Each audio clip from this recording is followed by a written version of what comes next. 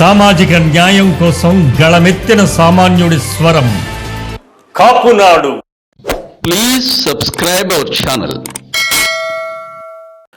So మీరు చెప్పిన దాన్ని బట్టి అసలు రాజకీయం అనే పదోన్నతి అనేది ఎక్కడా సాధ్యపడే విషయం కాదు. సో మనలో నుంచి ఉద్భవించే నాయకుడే ఆ రాజకీయానికి ఓనమాలు దిద్దాలి, ఓనమాలని మళ్ళీ దాన్ని విశృంఖలంగా విజృంభించేలా చేసి ఆ తర్వాత కానీ మనకి ఎటువంటి సామాజిక అంటే ఉన్నతి అనేది ఎక్కడా కూడా ప్రశ్నగానే మిగిలిపోయే జవాబే ఇస్తున్నారు. సో అంటే ఒక చరిత్రకారులుగా మీకు తెలిసిన దాంట్లో ఎలా వెళ్తే బాగుంటుంది, ఈ సామాజిక వర్గానికి ఎలా మనం ఎటువైపు పయనం సాగిస్తే ఆ ప్రయాణం అనేది మన ఉన్నతికి అలాగే మన సంఘంలోని ప్రజలకు ఎటువంటి అభివృద్ధిని కలగజేస్తుంది, ఈ కలగజేసే అభివృద్ధి పదాలు ఏ పాదాలతో మనం పయనించాల్సి ఉంటుంది, దానికి మీరు ఏమన్నా విశ్లేషించగలిగి? చాలా మంచి క్వశ్చన్ ఇది కూడా.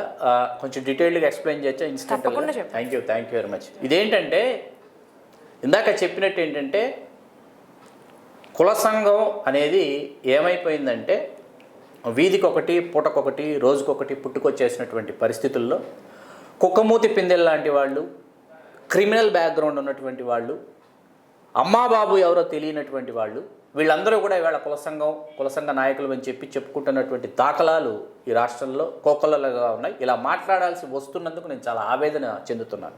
ఎందుకు చెప్పాల్సి వస్తుందంటే ఇక్కడ నాయకత్వ లేమి అనేది స్పష్టంగా కనిపిస్తుంది. ఒకప్పుడు ఏంటంటే మిర్యాల వెంకట్రావు గారు, ఆకుల శివయ్యనాయుడు గారు వీళ్ళు ఎటువంటి ప్రయాణం చేశారంటే పార్టీలకి ప్రాంతాలకి అతీతంగా వీళ్ళు రాజకీయాలు నేర్పారు. అంటే కుల సంఘానికి సంబంధించినటువంటి రాజకీయాలు పార్టీలకి ప్రాంతాలకి అతీతంగా నేర్పారు.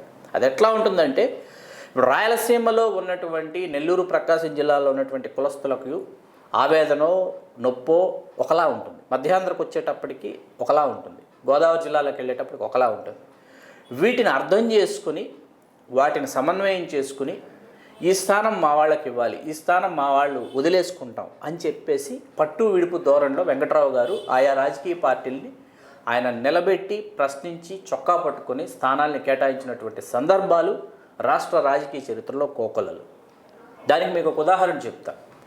వెంకట్రావు గారు 1978, 79 ఆ ప్రాంతాలకు వచ్చేటప్పటికి ఆయన రంపచోడవరం, మారేడుమిల్లి ఫారెస్ట్ కాంట్రాక్టర్గా ఆయన చాలా ఉన్నతమైనటువంటి వ్యాపారవేత్తగా కొనసాగుతున్నటువంటి సమయంలో ఆయన రాజమండ్రి నుంచి వైజాగ్ నుంచి రాజమండ్రి నుంచి ఇలా ప్రయాణం చేస్తున్నటువంటి సమయంలో ఏంటంటే వైజాగ్ ఎంపీస్ ఎవరెవరు చేశారని చెప్పి ఆయన ఒకసారి ఒక లోకాలోకనంలాగా ఆలోచిస్తే వైజాగ్ ఎంపీలు అందరూ ఏంటంటే బ్రాహ్మణ క్షత్రియ అని కనిపిస్తున్నాయి. క్షత్రియులు తంగేడు రాజులు, ఆ తంగేడు రాజులు ఎక్కువసార్లు ఎంపీలుగా చేసినటువంటి చరిత్ర. బ్రాహ్మణులు తెన్నేటి విశ్వనాథం గారు అంటే ఆయన స్వాతంత్ర సమరయోధులు, అట్లాగే భాటం శ్రీరామమూర్తి గారు స్వాతంత్ర సమరయోధులు, వీళ్ళందరూ కూడా ఎంపీలు చేసినటువంటి చరిత్ర కనిపించింది. అరే వైజాగ్ ఎంపీ సెగ్మెంట్లో మన వాళ్ళు ఎక్కువ మంది ఉన్నారు, ఎందుకు మన వాళ్ళు ఎంపీ కాలేకపోతున్నారు అన్నది చాలా బలంగా వెంకట్రావు గారు తెర మీద తీసుకొచ్చారు. చాలామందికి తెలియనటువంటి విషయం అండి ఇది. తీసుకొచ్చిన తర్వాత ఏమైందంటే దాని మీద సంఘ సమావేశాలు, వైజాగ్లో సంఘ సమావేశాలు ఇవన్నీ వరుసగా జరిగిన తర్వాత దీన్ని అధిష్టానం సీరియస్గా తీసుకుని కుల సంఘ సమావేశాలు జరుగుతున్నాయి, వాళ్ళు ఈ స్థానాన్ని అడుగుతున్నారని చెప్పి మొట్టమొదటిసారి 1980లో లోక్సభ ఎన్నికల్లో మొట్టమొదటిసారిగా మన వాళ్ళకు అవకాశం ఇవ్వడం జరిగింది. ఆయన కొమ్మూరు సంజీవరావు గారు, వాళ్ళ అన్నయ్య గారు కొమ్మూరు అప్పడదొర గారని తెలగా దొరల వాళ్ళు. కొమ్మూరు అప్పడదొర గారు అప్పటికి భోగాపురం నుంచి 4 సార్లు శాసనసభకు ప్రాతినిధ్యం వహించారు, రాష్ట్ర మంత్రిమండలిలో అలరారుతున్నారు కొమ్మూరు అప్పడదొర గారి సోదరులు కొమ్మూరు సంజీవరావు అలియాస్ అప్పలస్వామి గారు అని పిలుస్తారని. అప్పలస్వామి గారికి మొట్టమొదటిసారి 1980లో అవకాశం రావటం, కాంగ్రెస్ అభ్యర్థిగా ఆయన గెలుపొందటం జరిగింది. అప్పటి నుంచి ఇప్పటిదాకా మనకు అవకాశం లేదు వైజాగ్. వెంకట్రావు గారు ఆ రోజు వేసినటువంటి ఆ ఫస్ట్ స్టెప్ ఏదైతే ఉందో అది అక్కడ సక్సెస్ఫుల్ స్టెప్ అయింది. ఆ తర్వాత మళ్ళీ ఏమైందంటే కమ్మారెడ్డి కాంబినేషన్లోకి వెళ్ళిపోయింది వైజాగ్ ఎంపీ సెగ్మెంట్. దాన్ని బ్రేక్ చేయడానికి ప్రయత్నాలు వెంకట్రావు గారు బ్రతుకున్నప్పుడు చాలాసార్లు చేశారు, సాధ్యపడలేదు. అట్లా వెంకట్రావు గారు ఏంటంటే ఆ చివరి నుంచి ఈ చివరి దాకా అన్ని నియోజకవర్గాలు పర్యటించి ఆ తర్వాత ఇక్కడ నంద్యాల ఇవ్వాలి, కావలి ఇవ్వాలి, నెల్లూరు జిల్లాలో కావలి ఇవ్వాలి, కర్నూలు జిల్లాలో నంద్యాల ఇవ్వాలి, చిత్తూరులో మొట్టమొదట తిరుపతి స్థానం వెంకట్రావు గారి కృషి వల్లే సాధ్యమైంది. ఇట్లా ప్రతి నియోజకవర్గం ఏ నియోజకవర్గాలకు ఈ కులానికి ఇవ్వాలని చెప్పి ప్రయత్నం చేసినటువంటి వ్యక్తి చరిత్రలో మనకు వెంకట్రావు గారు కనిపిస్తారు. ఇక్కడ పదోన్నతి లేకపోతే రాజకీయంగా అభ్యున్నతి అనేది ఎట్లా ఉంటుందంటే, ఇంగ్లీష్లో మాట ఉంది, vulture is a patient bird అనేసి. Vulture is a patient's bird అనేసి. అంటే రాబందుకి సహనం ఎక్కువ,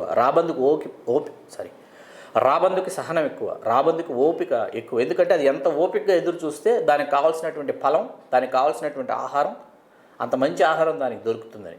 ఈ మాట ఎందుకు వాడానంటే 1978లో శాసనసభలోకి వచ్చినటువంటి వాళ్ళల్లో చంద్రబాబు నాయుడు గారు, రాజశేఖర రెడ్డి గారు వీళ్ళందరూ కూడా 1978లో శాసనసభలోకి వచ్చినటువంటి వాళ్ళు. వాళ్ళతో పాటు డి శ్రీనివాస్ గారు, కె కేశవరావు గారు వీళ్ళందరూ కూడా 78లో, ముద్రగడ పద్మనాభం గారు వీళ్ళందరూ కూడా అప్పుడే శాసనసభలోకి వచ్చారు.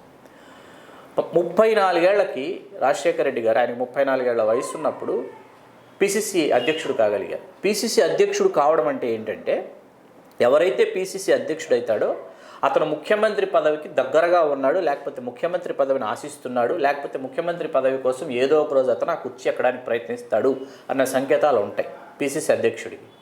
రాజశేఖర రెడ్డి గారు 34 ఏళ్లకి పిసిసి అధ్యక్షుడు అయిన తర్వాత ఆ రోజు నుంచి కూడా ఆయన ముఖ్యమంత్రి కావడానికి సుమారు 20 సంవత్సరాల పాటు ఆయన ప్రయాణం చేశారు, ఎదురు చూశారు. అందుకు తగినటువంటి సమీకరణాలు ఆయన చేసుకుంటూ వచ్చారు.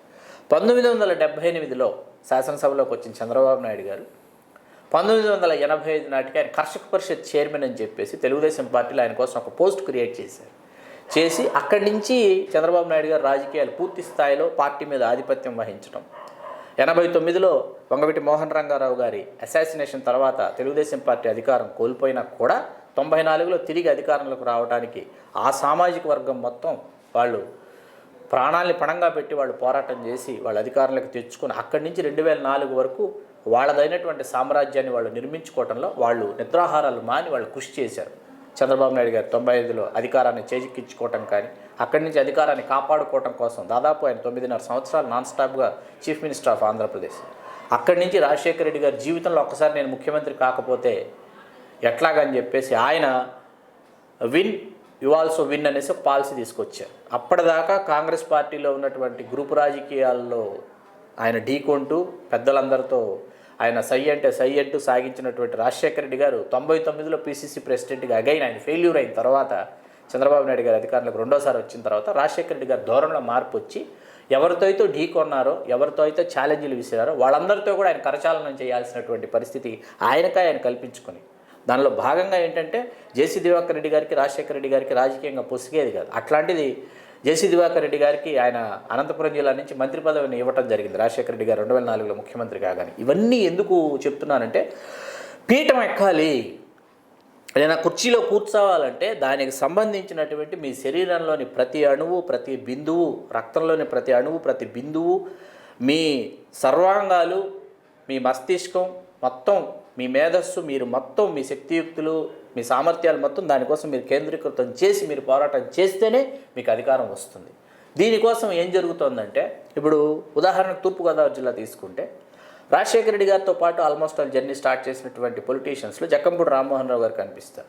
ఆ తర్వాత వాళ్ళలో 89 నుంచి మనకి పాలిటిక్స్లో ఎంటర్ అయ్యి పొలిటికల్ కెరీర్ స్టార్ట్ చేసినటువంటి వాళ్ళలో గుంటూరు జిల్లా నుంచి కన్నా లక్ష్మీనారాయణ గారు కనిపిస్తారు. వైజాగ్లో గుడివాడ గురునాథరావు గారు కనిపిస్తారు. తూర్పుగోదావరి జిల్లాలో ముద్రగడ పద్మనాభం గారికి కనిపిస్తారు. ఇట్లా ఒక 10-15 మంది మన సామాజిక వర్గం నుంచి ముఖ్యమైనటువంటి నేతలు రారు. వీళ్ళందరూ ఏంటంటే జిల్లా దాటి, ప్రాంతం దాటి తమ గ్రూపుల్ని తాము డెవలప్ చేసుకోలేదు.